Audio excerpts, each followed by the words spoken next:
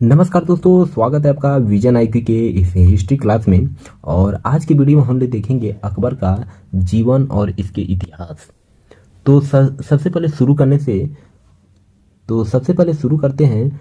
जो मैंने आपको इसके अकबर का जो पिता था हुमायूं, इसके बारे में मैंने आपके पिछले वीडियो में बता चुका हूं। अगर अभी तक आपने उस वीडियो को नहीं देखा है तो जाकर वो देख लीजिएगा, और उसका लिंक मैं डिस्क्रिप्शन में दे देता हूं। पूरे प्लेलिस्ट, पूरी हिस्ट्री को आप चेकआउट कर सकते हैं।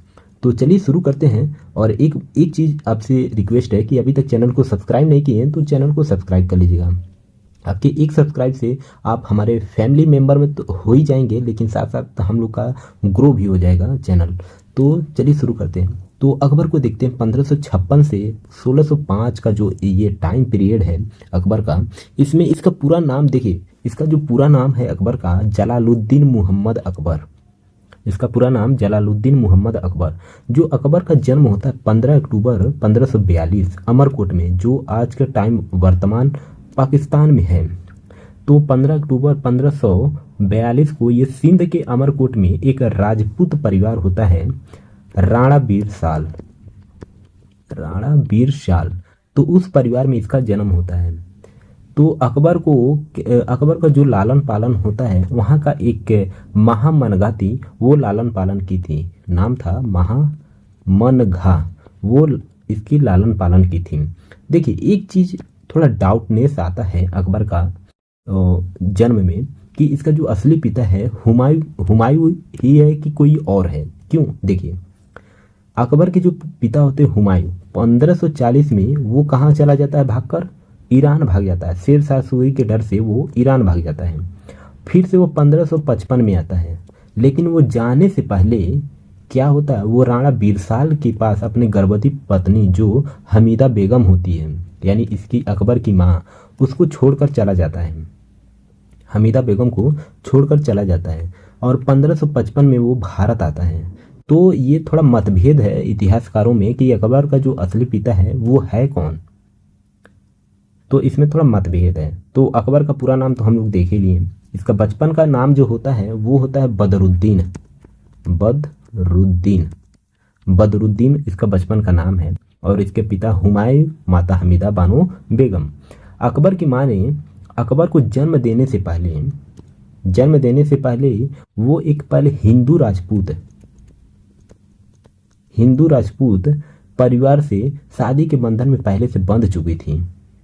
शादी के बंधन में पहले एक हिंदू राजपूत के परिवार से ये शादी के बंधन में बंध चुकी थी।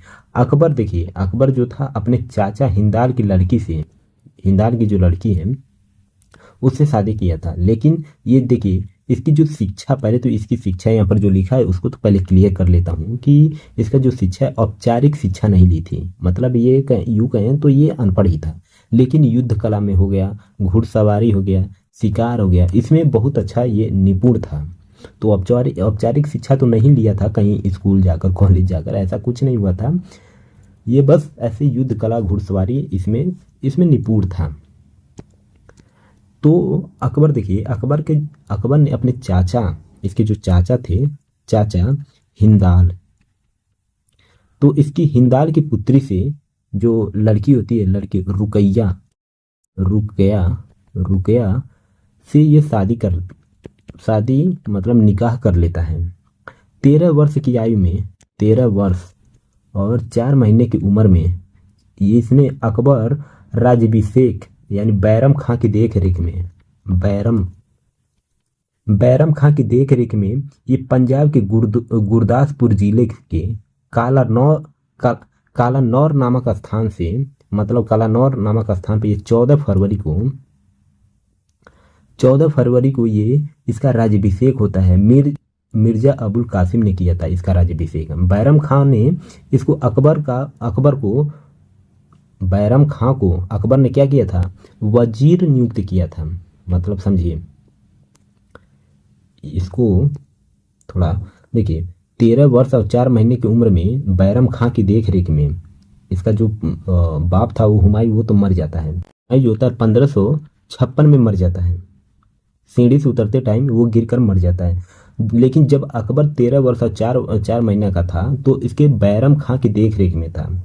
यही बैरम खां की देख रेख में पंजाब के गुरदासपुर जिले के एक काला नौर नामक जगह है,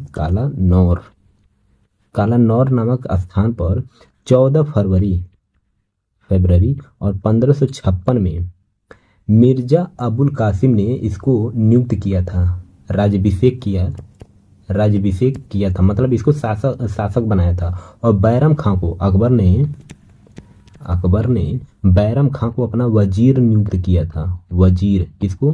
बैरम खां को अपना वजीर नियुक्त किया था। इधर हुमायूं की मृत्यु के बाद दिल्ली पर हेमू ने कब्जा कर लिया और ये हेमू कौन था? देखिए 1556 में 13 वर्ष की आयु में शेर शाह सूरी के उत्तराधिकारी हेमचंद्र विक्रमादित्य, जिसे हेमू बोलते हैं, वो लड़ाई के बीच अकबर को गद्दी पर बैठाया जाता है और इधर जो हेमू था वो दिल्ली पर आक्रमण कर देता है। लेकिन आक्रमण करने से पहले हम थोड़ा डिटेल्स में देखें तो इसमें जो युद्ध होता है, थोड़ा अकबर का युद्ध नीति को भी देख लेते हैं और किसके किसके बीच युद्ध होता है वो भी थोड़ा देख लेते हैं। तो पानीपत का दूसरा युद्ध हुआ था 5 नवंबर 1556 में हुआ था पानीपत के दूसरा युद्ध। और ये युद्ध किसके बीच लड़ा गया था? देखिए अकबर ने 13 साल की उम्र में 13 साल की युद्ध में लड़ा था, जिसे पानीपत का दूसरा युद्ध बोलते हैं। और ये अकबर के वजीर संरक्षक बैरम खान और मोहम्मद आदिल शाह सूरी के बीच, यानी वजीर देखिए बैरम खां वर्सेस हेमू के बीच हुआ था। तो इसको हम समझेंगे कि बैरम खां जो था अकबर का वजीर था, ठीक है, और हेमू जो था वो मोहम्मद आदिल शाह सूर के वजीर हेमू था। हेमू जो था वो मोहम्मद आदिल शाह के वजीर था। इसमें हेमू पराजित होता है और मारा जाता है। ये मारा जाता है, हेमू मारा जाता है इसमें। हेमू के मरने के बाद दोबारा दिल्ली पर मुगल वंश शुरू होता है। हेमू जैसे मर जाता है तो दोबारा दिल्ली पर क्या शुरू होता है? मुगल वंश शुरू हो जाता है। तो ये मुगल वंश जब शुरू होता है तो मुगल जो दिल्ली का शासक बनता है वो अकबर बनता है, और वो 13 वर्ष का ही जब था तभी वो शासक बनता है, दिल्ली का शासक बनता है। अगला जो युद्ध होता है तिलवाड़ा का युद्ध बोलते हैं। तिलवाड़ा का युद्ध बोलते हैं। अकबर का संरक्षक कौन था? बैरम खां अकबर के मतलब जवान होने के बाद भी शासन की बागडोर मतलब स्वयं रखा था, मतलब अपने पास रखा था मतलब कहें तो ये वो रखना चाहता था।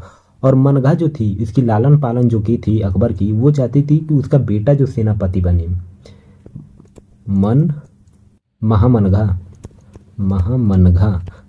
महामनगा जो थी ये चाहती थी कि जो मेरा बेटा है वो सेनापति बने। तो इसकी वजह से महामनगा ने अकबर और बैरम खां के बीच क्या कर दी? फूट डालती है, जिसके कारण बैरम खां ने अकबर के खिलाफ विद्रोह कर देता है। बैरम खां जो है ना, ये अकबर के खिलाफ विद्रोह कर देता है और दोनों के बीच वही तिलवाड़ा नामक स्थान पर युद्ध होता है, जिसमें बैरम खां क्या होता है? हार जाता है। यही युद्ध होता है अकबर के बीच और बैरम खां के बीच युद्ध होता है तिलवाड़ा नामक स्थान पर। तिलवाड़ा नामक स्थान पर जिसमें बैरम खां की हार होती है। 1560 से 1562 तक ये जो टाइम पीरियड है, इसके बीच में महामनगा जो थी, महामनगा के इशारा पर अकबर शासन करता है, शासन करने लग जाता है। इसी कारण इस काल को पर्दा शासन बोलते हैं। पर्दा शासन क्यों बोलते हैं? क्योंकि पर्दा में जो औरतें रहती थीं, यानी महिलाओं द्वारा ये शासन किया जा रहा था। केवल ये अकबर एक शासक बना हुआ, राजा बना हुआ था, लेकिन जो भी इशारा दिया जा रहा था वो महामनगा द्वारा दिया जा रहा था। तो इसलिए इस शासन काल को पर्दा शासन भी बोला जाता है। तो ये मतलब पॉइंट करके लिखिएगा कि पर्दा शासन किसे कहते हैं। तो पर्दा शासन ये महिलाओं द्वारा जो शासन किया जा रहा था अकबर के द्वारा, वो पर्दा शासन होता था। 1562 अब देखते हैं। 1562 में जोधाबाई ने महामनगा को हटा देती हैं। जोधाबाई, ये जो जोधाबाई होती हैं ये महामनगा को उस रास्ते से हटवा देती हैं।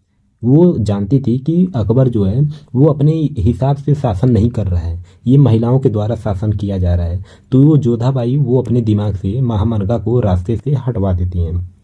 थोड़ा अकबर का जो साम्राज्य था वो कैसे विस्तार हुआ, तो थोड़ा इसको भी हम लोग देखते हैं। पहले तो वो मालवा अभियान चलाता है 1561 में, एक मालवा अभियान चलाता है। इसका मालवा अभियान देखते हैं, अभियान 1561 में। तो साम्राज्य विस्तार क्रम में अकबर का जो पहला आक्रमण था वो मालवा के शासक बाज बहादुर के ऊपर था। किसके ऊपर था? बाज बहादुर। तो पहला जो आक्रमण था बाज बहादुर के ऊपर था। इस अभियान में मुगल सेना का जो नेतृत्व था वो कौन कर रहा था? नेतृत्व वो अधम खां और पीर मुहम्मद खां कर रहा था। मालवा का जो शासक बाज बहादुर इसमें पराजित हो जाता है। क्या हो जाता? पराजित हो जाता, हार जाता है। बाज बहादुर क्या हो जाता? हार जाता है और भाग कर वो बुरहानपुर में शरण लेता है। कहाँ जाता है? बुरहानपुर में जाकर शरण लेता है। बुरहानपुर में शरण ले लेता है। बाज बहादुर की परम सुंदरी जो पत्नी होती है रानी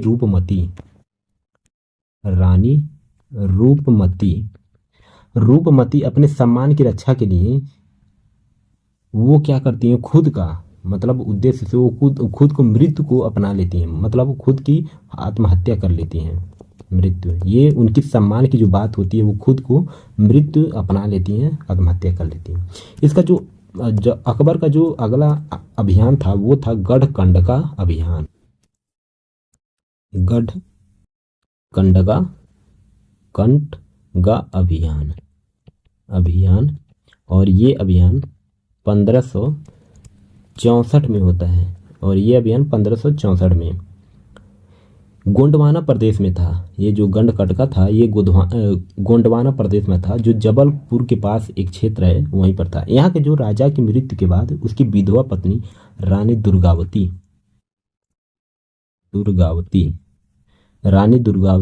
राज कर रही थी। जो वहाँ के जो जबलपुर का जो क्षेत्र था गढ़कंडका, वहाँ की जो पत्नी एक राजा था उसकी मृत्यु के बाद उनकी रानी यानी उनकी पत्नी रानी दुर्गावती वो राज कर रही थी उस क्षेत्र पर। तो अकबर साम्राज्य के इलाहाबाद के सूबेदार था आसफ खान ने दमोह के पास रानी दुर्गावती को हरा देता है, युद्ध में हरा देता है।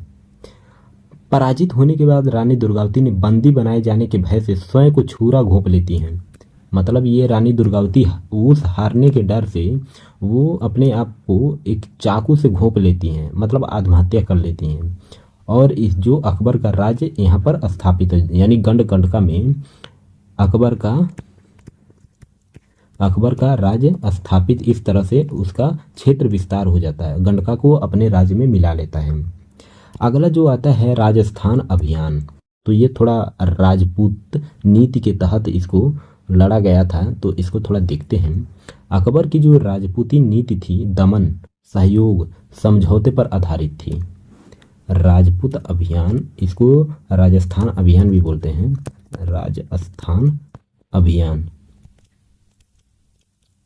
राजस्थान अभियान भी बोलते हैं।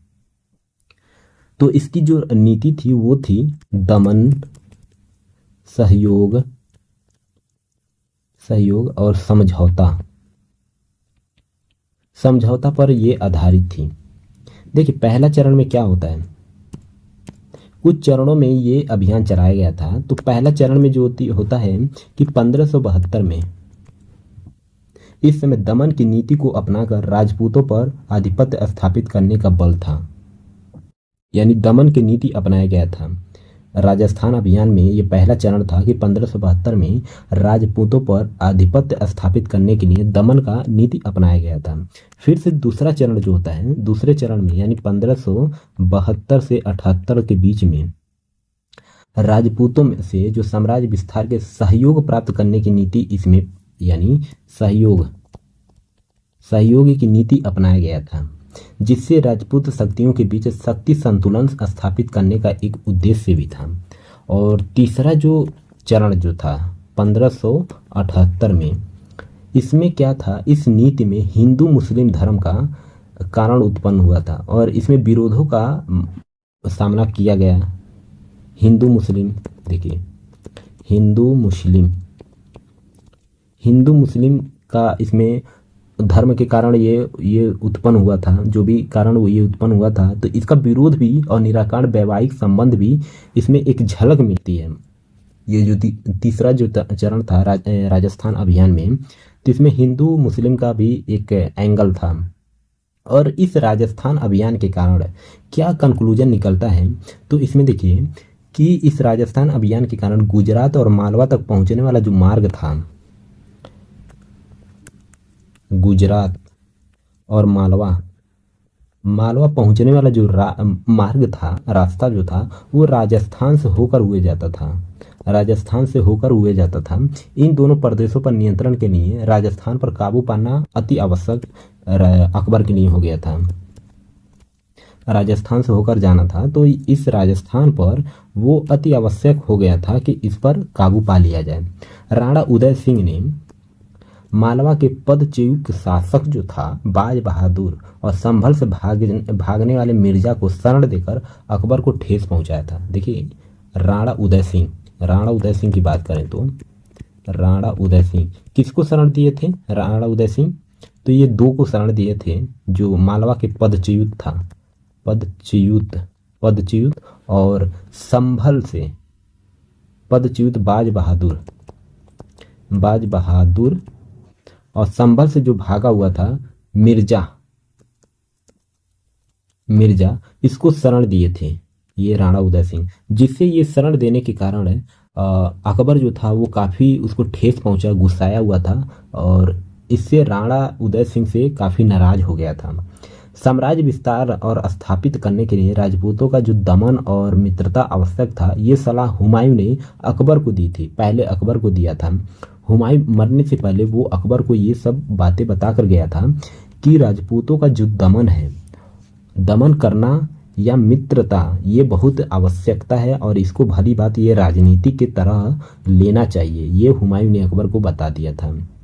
देखिए राजस्थान पर मुगलों का जो आक्रमण के पीछे न तो प्रादेशिक विस्तार था, राजस्थान पर मुगलों का जो आक्रमण वो मतलब प्रादेशिक विस्तार की इच्छा थी और न ही धन प्राप्ति का ऐसा लोभ था, बल्कि इसका उद्देश्य जो था मुगल साम्राज्य को अस्थायित्व प्रदान करना, मुगल साम्राज्य का अस्थायित्व प्रदान करना और अपने शत्रु को खतरा से उत्पन्न करने से पहले ही उसकी शक्ति समाप्त कर देना। मतलब जो पावर हो गया, वर्चस्व की लड़ाई हो गया, तो इन सब चीज़ों को ये देखा जा रहा था। और मित्रता से इन सब चीज़ों में कैसे होता है, वो दमन की नीति या तो अपनाया जा सकता है या तो मित्रता की नीति को अपनाया जा सकता था। तो ये उपयोग, जो शक्तियों का उपयोग किया जाता था, वो मित्रता की शक्ति का उपयोग करने लग गया था। अगला जो इसका अभियान था और यूं कहें तो ये हल्दी घाटी का युद्ध होता है 1576 में, अकबर द्वारा हल्दी घाटी का युद्ध 1576 में होता है। 1576 में अकबर और महाराणा प्रताप के बीच में, महाराणा प्रताप वर्सेस अकबर के बीच में होता है। अकबर के बीच में इस युद्ध में का कारण यही था कि महाराणा प्रताप सिंह ये स्वतंत्रता के प्रति, मतलब अपने इंडिपेंडेंस के प्रति काफ़ी आक्रोशित हुआ करते थे और मुगल सत्ता से इसके विस्तार के प्रति उनकी इच्छा नहीं थी।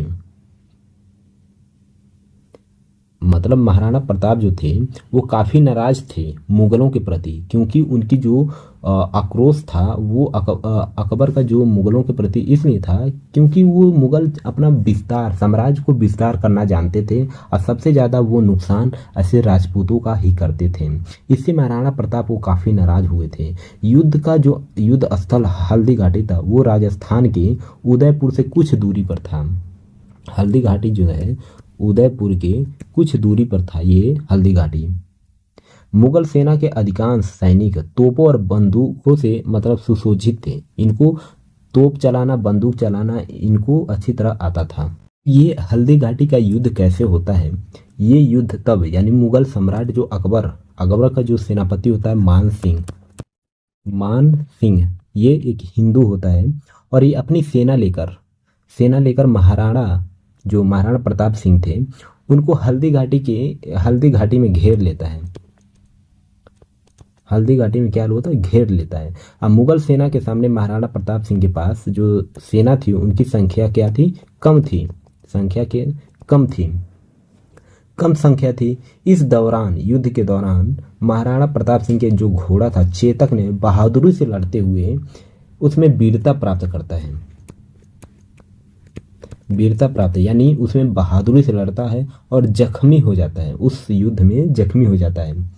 युद्ध के मतलब भीतरी खाड़ी में बड़ी हद तक लड़ी गई थी, जिसे महाराणा प्रताप सिंह ने और उनके साथियों ने बहादुरी से लड़ाई लड़ते हैं उस हल्दी घाटी का युद्ध जो होता है।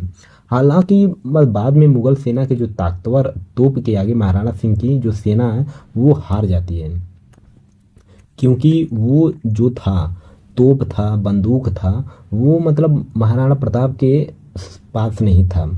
तो इसलिए महाराणा प्रताप को काफ़ी मतलब उनकी जो सेना होती है धीरे धीरे हार का सामना करना पड़ जाता है। महाराणा सिंह को भागने की उसमें आवश्यकता होती है, वो ऐसे भाग जाते हैं लेकिन वो अपने साथियों को सुरक्षित बच निकलते हैं। तो वो ऐसे बचाकर वो वहाँ से उस युद्ध से बचकर निकल जाते हैं। अब आगे हम लोग देखेंगे कि जो अकबर का हिस्ट्री हम लोग पढ़ रहे हैं तो इसमें देखेंगे कि अकबर का जो सुधार कार्य कौन सा ये कार्य जो किया था उसमें सुधार कार्य अपनाया गया था। तो ऐसा क्या क्या काम था कि उसमें सुधार की नीति अपनाई गई थी। जैसे 1562 में इसने दास प्रथा पर रोक लगा दिया। दास प्रथा एक ऐसी प्रथा थी कि जो पैसे देकर दास को खरीदा जाता था। दासों के धर्मांतरण पर रोक लगा दिया था।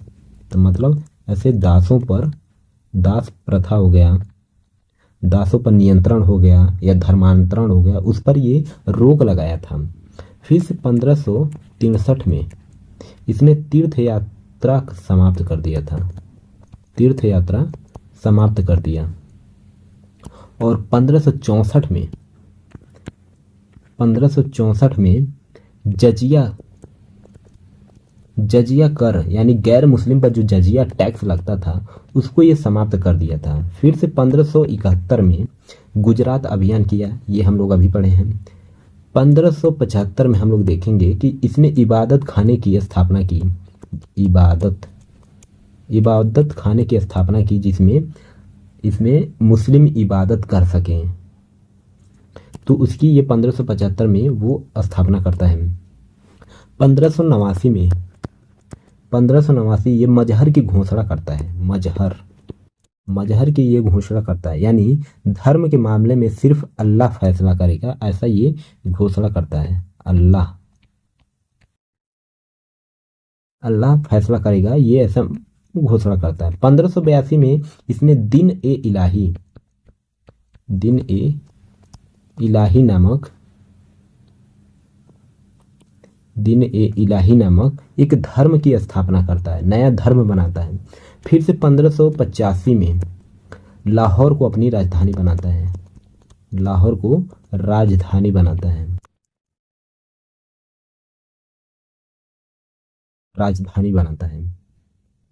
अब थोड़ा देखेंगे अकबर का निर्माण कार्य, ये कौन कौन सा निर्माण किया था इसको थोड़ा देख लेते हैं। तो अकबर का निर्माण कार्य को देख लेते हैं। तो इसमें 1601 1601 में इसने फतेहपुर सीकरी में बुलंद दरवाजा का निर्माण करवाता है, जो कहाँ पर है? फतेहपुर सीकरी। फतेहपुर सीकरी में ये बुलंद दरवाजा का निर्माण करवाता है। आगरा में कक किला बनवाता है। आगरा में कक किला बनवाता है। फिर से अजमेर में अकबर का किला बनवाया, जिसे मैगजीन फोर्ट भी बोला जाता है। तो अजमेर में ये अकबर का किला नाम का एक किला बनवाता है, अकबर का किला जिसको बोला जाता है, और इसको मैगजीन फोर्ट भी बोला जाता है। अब हम लोग देखेंगे कि अकबर का 9 रत्न कौन कौन से 9 रत्न थे, तो इसको देख लेते हैं 9 रत्न को बारे में भी। इसमें से थे एक बिरबल जिसको बुद्धि और हास्य के लिए ये प्रसिद्ध थे। तानसेन थे महान संगीतकार। राजा टोडरमल थे, ये राजस्व मंत्री थे। अबुल फजल ये इतिहासकार, आइन ए अकबरी और अकबरनामा के ये लेखक थे। फैजी ये एक कवि थे। राजा मान सिंह ये सेनापति थे। और अब्दुर रहीम खान खाना ये कवि और एक योद्धा भी थे। मुल्ला दुप्याजा ये हास्य कलाकार थे। और हकीम हुमाम वैज्ञानिक और चिकित्सक थे। तो सबको एक एक करके हम लोग देखेंगे। बीरबल जो थे, बीरबल का जन्म कल्पी में हुआ था। कहाँ पर हुआ था? बीरबल का जन्म कल्पी में हुआ था। बचपन का नाम महेश दास था। बचपन का नाम क्या था? महेश दास। आमेर के राजा भारमल के पुत्र भगवान दास ने इन्हें अकबर तक पहुंचाया था। तो आमेर के जो राजा थे भारमल के जो पुत्र थे उनका नाम था भगवान दास। उसने बीरबल को अकबर तक पहुंचाया था। अकबर ने इन्हें कविराज से सुशोभित यानी उपाधि दिया था, राजा की उपाधि, तथा 2000 मनसब प्रदान किया था। तो 2000 मनसब प्रदान किया था।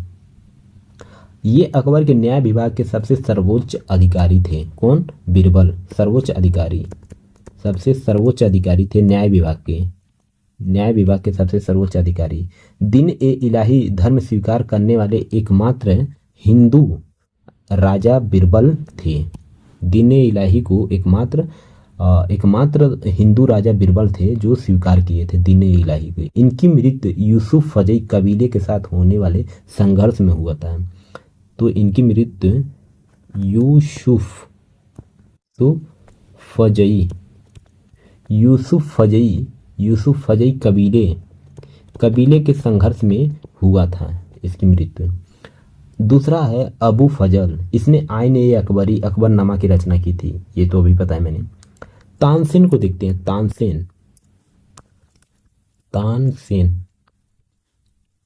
तो तानसेन जो होता है ये ग्वालियर का रहने वाला था। ग्वालियर का रहने वाला था। अकबर ने इसे कंठाभरण वाणी विलास की उपाधि दी थी। क्या? कंठाभरण वाणी की उपाधि दिया था अकबर ने। और इसके समय ध्रुपद गायन शैली का विकास हुआ था। ध्रुपद शैली जो एक गायन प्रक्रिया थी, तो ध्रुपद शैली गायन की वो शैली का विकास हुआ था। इसने इस्लाम धर्म ग्रहण कर लिया था। तानसेन भी इस्लाम धर्म अपना लिया था। मान सिंह को देखते हैं। मान सिंह ये आमेर के राजा जो भारमल के पुत्र और भगवान दास के पुत्र था। मान सिंह जो था वो आमेर के राजा भारमल के पौत्र था, यानी ये भगवान दास के पुत्र था। अभी मैंने जो बताया कि भगवान दास किसको लाया था, वो बीरबल को लाया था, अकबर तक पहुंचाया था। तो अकबर के मेवाड़ यानी हल्दी घाटी, काबुल, बंगाल और बिहार के अभियान में मान सिंह का भूमिका रहती है, क्योंकि ये सेनापति था अकबर के सेनाओं में। और ये 9 रत्नों में से एक रत्न था, ये भी मान सिंह को बनाया गया था। टोडरमल का देखते हैं।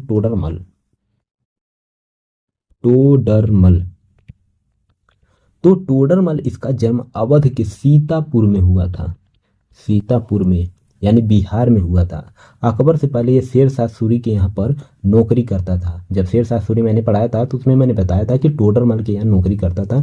शेर शाह सूरी के मरने के बाद ये अकबर के पास चला गया था। अकबर के शासन में ये 10 साल यानी भूमि सुधार की व्यवस्था दी थी।